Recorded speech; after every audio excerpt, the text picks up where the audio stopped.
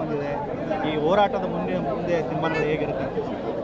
ಏನಿಲ್ಲ, ಇವತ್ತು ಅಶೋಕ್ ಪಟ್ಟಣ್ ಅವರು ಮತ್ತು ನೀರಾವರಿ MD ಅವರು ಬಂದ ಇದನ್ನು ತಕ್ಷಣ ಇಷ್ಟು ದಿನದಾಗ ಕಂಪ್ಲೀಟ್ ಮಾಡ್ತು ಅಂತ ಇವತ್ತು ಲಿಖಿತ ರೂಪದಾಗಿ ರೈತರ ಮುಂದೆ ಬರೆದು ಕೊಡಬೇಕಾಗೈತಿ.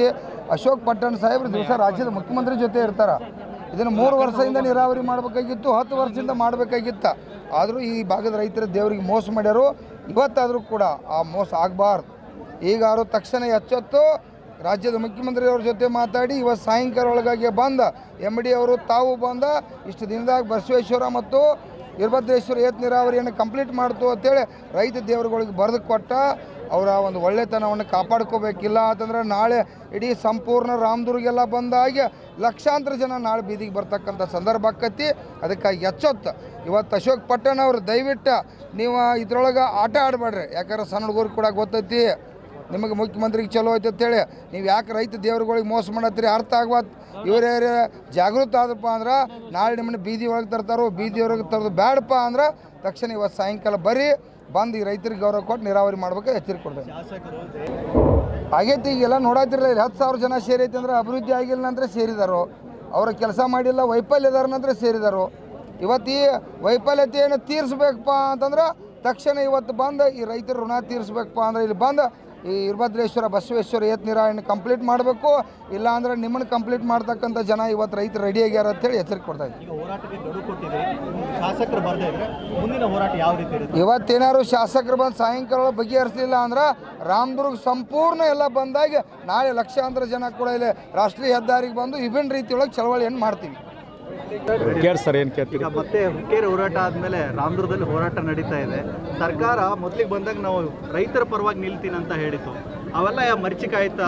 ಯಾಕೆ ಈ ರೀತಿ ಅಂತ ಸರ್, ಈಗ ಗುರ್ಲಾಪುರದಿಂದ ಹೋರಾಟ ನಡೀತಾ ಇದೆ, ಸಣ್ಣ ಪುಟ್ಟ ಹೋರಾಟಗಳು ನಡೀತಾನೆ ಅದು ಎಲ್ಲಕ್ಕೂ ಜಯ ಸಿಕ್ಕದ. ಮೊನ್ನೆ ಹುಕ್ಕೇರೊಳಗೆ ತಾವು ಎಲ್ಲರಿದ್ರು ಜಯ ಸಿಕ್ಕಿರಿ, ಜಯ ಸಿಕ್ಕದ. ಇವತ್ತು ಕೂಡ ರಾಮದುರ್ಗ ಭಾಗದೊಳಗೆ ನೀರಾವರಿ ಬಸವೇಶ್ವರ ಮತ್ತು ವೀರಭದ್ರೇಶ್ವರ ಯಾತ್ ನೀರಾವರಿ ಅರ್ಧಂಬರ್ಧ ಕಾಮಗಾರಿ ಸ್ಥಗಿತಗೊಂಡವ, ಸಂಪೂರ್ಣ ನೀರಾವರಿ ಇಲ್ಲ. ಇನ್ನೂ 7 ಕಿಲೋಮೀಟರ್ ಪೈಪ್ಲೈನ್ ಮಾಡಬೇಕು, ಪಂಪೌಸ್ ಹಾಕ್ಕೋಬೇಕು, ಎಲ್ಲ ರೆಡಿ ಆಗ್ತಾಯಿಲ್ಲ. ಶಾಸಕರು ಸನ್ಮಾನ್ಯ ಮುಖ್ಯಮಂತ್ರಿಗಳ ಜೊತೆಗೆ ಇರ್ತಾರೆ ಅಂತೇಳಿ ಈ ಭಾಗದ ಜನ ಹೇಳ್ತಾರೆ. ದಿನನಿತ್ಯ ಬೆಳಗ್ಗೆ ಮಧ್ಯಾಹ್ನ ಸಾಯಂಕಾಲ ಮುಖ್ಯಮಂತ್ರಿಗಳ ಜೊತೆ ಇರ್ತಾರೆ. ನಾನು ಅವ್ರಿಗೆ ವಿನಂತಿ ಮಾಡಿಕೊಳ್ತೀನಿ, ನಿಮ್ಮ ಭಾಗದ ನೀರಾವರಿ ಮುಖ್ಯಮಂತ್ರಿಗಳ ಜೊತೆ ಇದೀರಿ.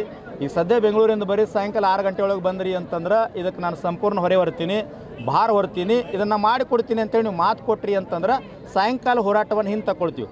ಅಕಸ್ಮಾತಾಗಿ ನೀವು ಬರಲಿಲ್ಲ, ಅಸಡ್ಡೆ ತೋರಿಸಿದ್ರಿ, ಬೇರೆ ರಾಜಕಾರಣಿಗಳ ಜೊತೆ ನಿಮ್ಮ ವರ್ತನೆ ಆಯಿತು ಅಂದ್ರೆ ನಾಳೆಯಿಂದ ಹೋರಾಟ ಬೇರೆ ರೂಪ ತೊಗೊಳ್ತದೆ. ಆಮೇಲೆ ಅದಕ್ಕೆ ತೊಂದರೆ ಮಾಡ್ಕೋಬೇಡ್ರಿ ಅಂತೇಳಿ ಎಚ್ಚರಿಕೆಯನ್ನು ಕೊಡ್ತೀವಿ. ರೈತರು ನಾಳೆ ನಾವು ಪುಣ್ಯತಿಥಿ ಮಾಡ್ತೀವಿ ರೀ, ಆಮೇಲೆ ಜೀವಂತಿದ್ರೆ ಅವ್ರು ಬರ್ಬೋದು, ಇಲ್ಲಾಂದ್ರೆ ಅವ್ರು ಅಲ್ಲೇ ಇರ್ಬೋದು, ಅದಕ್ಕೇನಿಲ್ಲ. ಇವತ್ತು ಸಾಯಂಕಾಲ ಒಳಗೆ ಬಂದ್ರೆ ನಮ್ಮ ರಾಮದುರ್ಗ ತಾಲೂಕಿನ ನಮ್ಮ ಕ್ಷೇತ್ರದ ಒಬ್ಬರು ಶಾಸಕರು ಬಂದಾರಂತೇಳಿ ಭಾಳ ಗೌರವಯುತವಾಗಿ ಅವ್ರು ಗೌರವ ಕೊಡ್ತೀವಿ, ಅಭಿಮಾನದಿಂದ ಗೌರವ ಕೊಡ್ತೀವಿ. ಬಂದು ಒಪ್ಕೊಂಡ್ರು ಅಂತಂದ್ರೆ, ಬರಲಿಲ್ಲ ಅಂತಂದ್ರೆ ನಾಳೆ ಬೆಳಗ್ಗೆ ಪುಣ್ಯತಿಥಿ ಮಾಡ್ತೀವಿ, ಆಮೇಲೆ 3 ದಿನ ಆದ ನಂತರ ಬಂದರೂ ಚಲೋ ಆಗ್ತದೆ.